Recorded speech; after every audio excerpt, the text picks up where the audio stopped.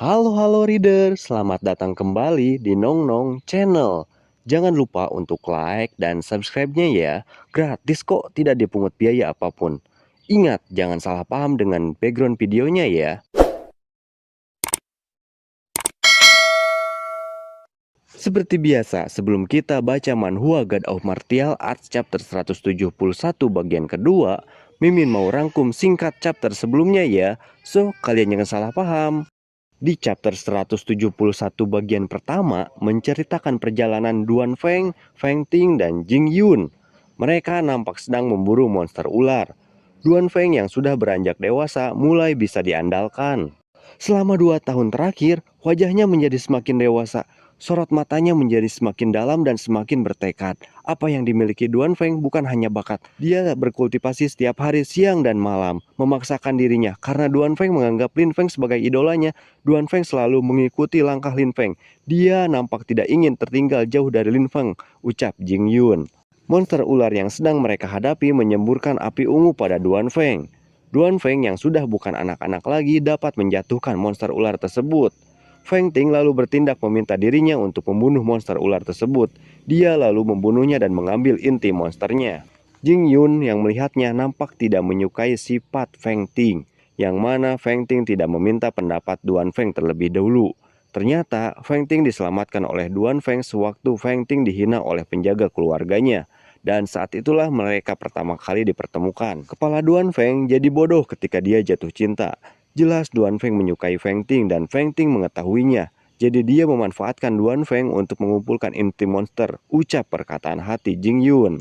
Area berburu Duan Feng dan yang lainnya dikuasai oleh keluarga Yue. Orang-orang kerajaan Sui Yue diperbolehkan berburu di area milik keluarga Yue, tapi tidak diperbolehkan mengambil batu esensi. Jika ada yang melanggar, akan dibunuh di tempat. Saat Duan Feng dan yang lainnya akan pergi, tiba-tiba ada 4 orang yang menghampiri mereka. Duan Feng lalu bertanya, "Siapa kalian?" Akan tetapi mereka tidak memberitahukan identitas mereka. Jing Yun berkata merasa tidak mempunyai keluhan apapun pada mereka.